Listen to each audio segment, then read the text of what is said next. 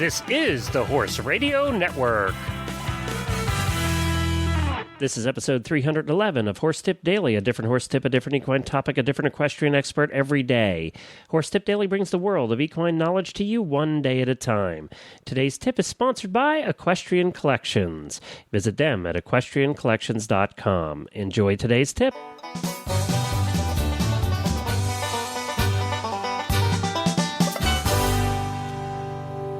I am Glenn the Geek from Lexington, Kentucky, and you're listening to Horse Tip Daily. Well, it's my first day back to Horse Tip Daily after the World Equestrian Games.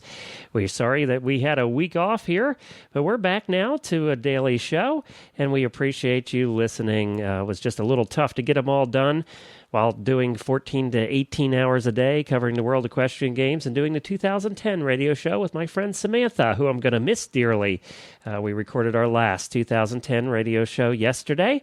That'll be the last one that's on the air. All the shows will still stay there at 2010radioshow.com.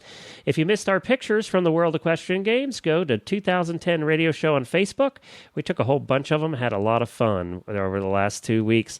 We'll be talking a lot more about the World Equestrian Games and our experiences there on our last show at 2010radioshow.com, which you can find up there right now. Also, I'll be talking to Helene about it on next week's Stable Scoop radio show. So you'll find that on next week's Stable Scoop. In addition, if you've been following Kathleen's wild ride across the country, she's now in Ohio, and my wife and I are going to go up and try and catch up with her the end of next week and get caught up with Kathleen. It's been several weeks since we've spoken to her, so we're going to get her back on the Stable Scoop show to get an update as well. You can follow her at Kathleen's Wild Ride right on Facebook.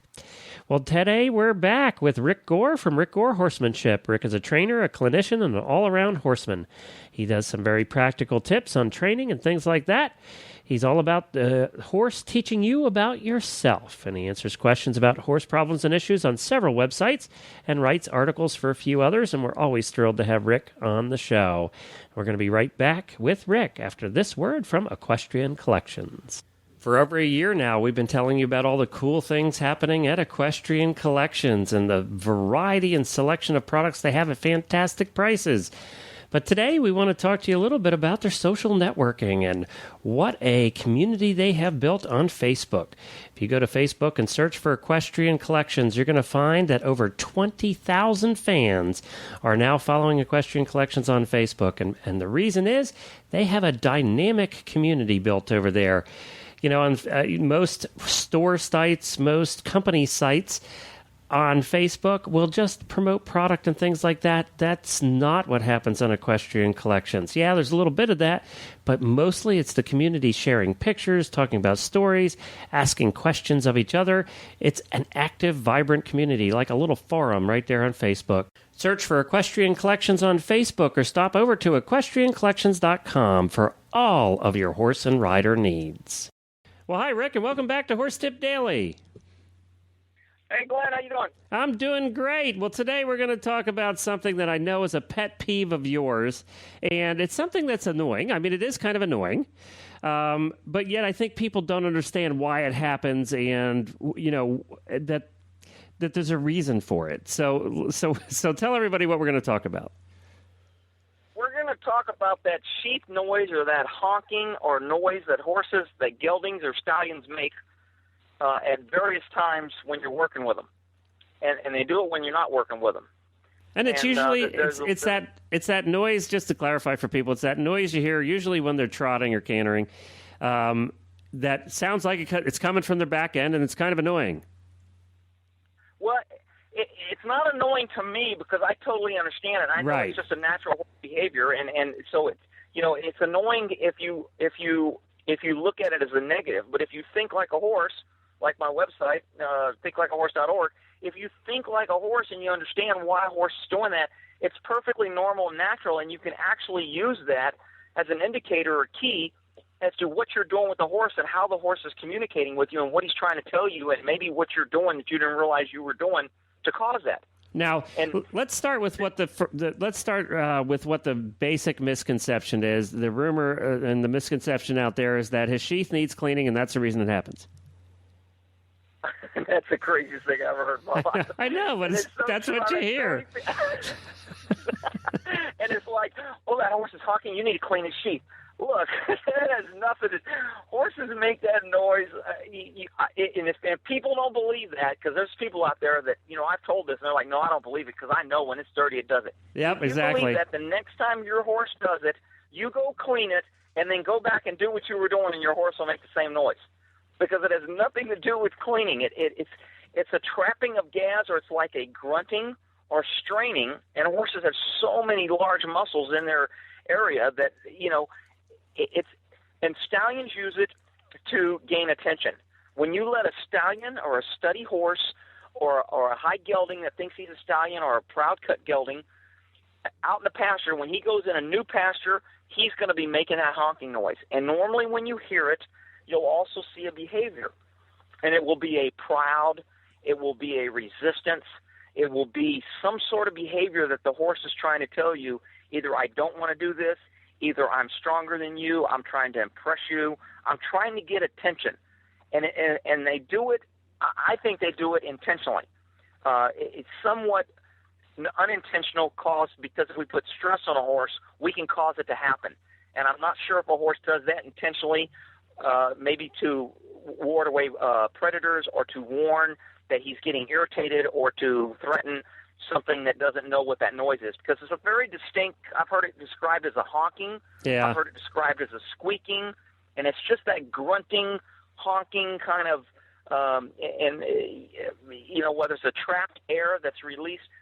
Some people will say it's a trapped air in the sheath area, and when the horse contracts his penis up and causes that good contraction in the sheath area, it causes that grunting or trapped air, and it's a released air, and it's from tension. And I agree, it does happen with tension, but what it doesn't happen is because of the sheath is dirty. And when a horse is grunting or honking or making that noise, you need to be careful what you're doing. If you're making the horse work and it's in pain, he may do that. He may do that to be trying to show dominance. When I try, if my Mustang, who is a proud cut, kind of still thinks he's a stallion Mustang, and he was caught in the hills of Nevada, very, very steady, very stallion-y, if I lunge him around mares, he will honk. If I lunge him with no mares, he will not honk. When I let him out in pasture and there's mares in the pasture, he honks as he takes his first few steps in, gets his head high, throws his head, flashes his mane, gets all puffy, sticks his tail out to kind of say, hey, the big dog's in the pasture. The king is here. I'm here. Pay attention to me. You better pay attention to me, because I'm worthy of your respect, or I'll make you pay attention. And that honking is a very communication thing to mares. You won't hear a mare honk too much. Every once in a while you'll hear it, but mainly that's a gelding thing, and it's a stallion stud thing.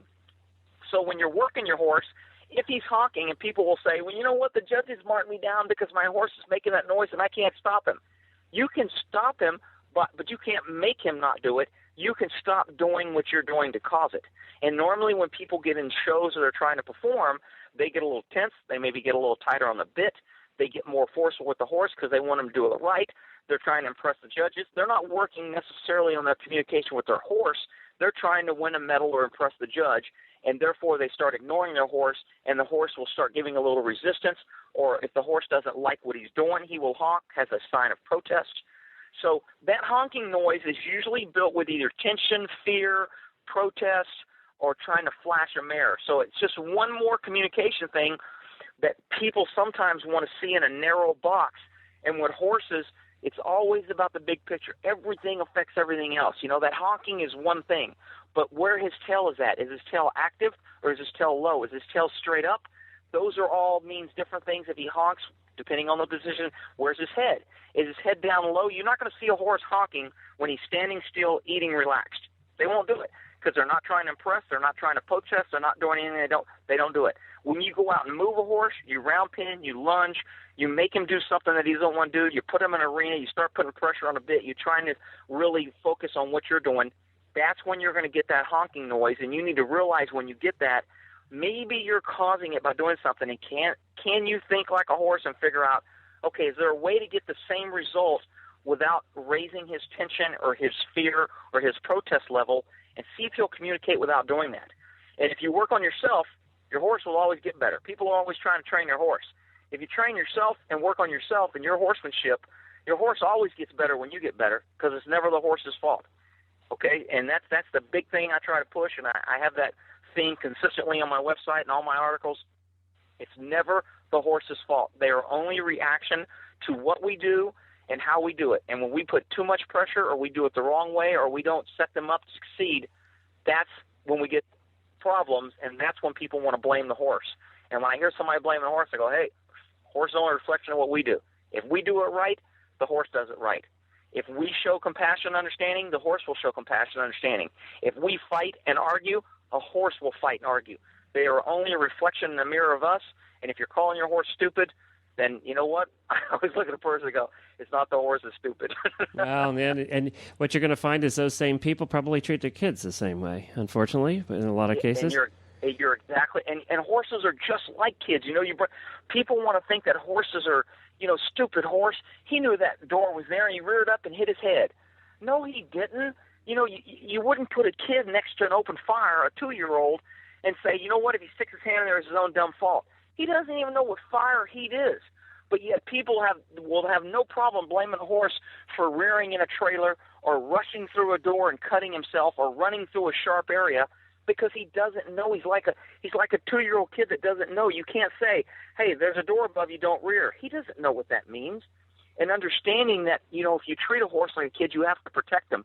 You have to kind of make things horse-proof, kind of like you got to make your house 2-year-old proof if you got a 2-year-old running around.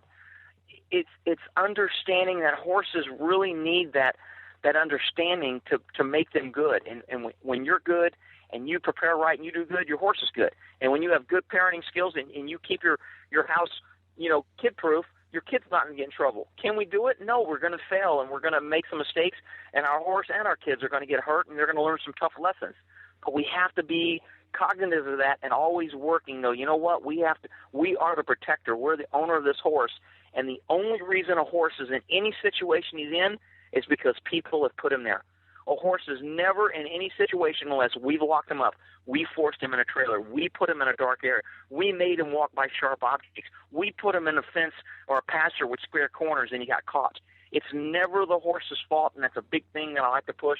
And when people start looking at it that way, they grow, their horsemanship grows, they stop blaming the horse, they start taking responsibility, and then they start developing a relationship, and the horse says, you know what? My owner understands me. And I like that, and I can trust him, and I can have confidence in him, and I know he understands me, and he's not going to set me up to fail, and he's not going to put me in a situation I get hurt, and he's not going to force me to do something that I don't know or I'm not comfortable with. He's going to take the time and patience to show me and help me understand, and that's when you really get great relationships with horses, and you understand the potential on how good and close and understanding those great creatures can be. Well, that's great. That's the best explanation I've ever heard, really, of the whole sheath noise topic. And I think a lot of people will have learned something today by listening to this. And there's, of course, a ton more information on your website about all kinds of topics relating to the horse. And they can find you at thinklikeahorse.org, which is a great name, by the way. And you also do a ton of YouTube videos, too, if people want to see the video versions of really what we talk about. Absolutely, and I try to, if I work with a troubled horse, or I use my horses a lot because I know what the reaction is going to be, and it helps send a message. But, watching a video and watching someone else do something can really help. Watching people do the wrong thing can even help you if you realize it's the wrong thing. Problem is, a lot of people out there, a saying I have is, in the land of the blind, the man with one eye is king. And in the horse world, you got a lot of people who are blind running around just looking for help because they're rescuing and they're new to horses, and there's so much to learn about horses, and it takes so many years.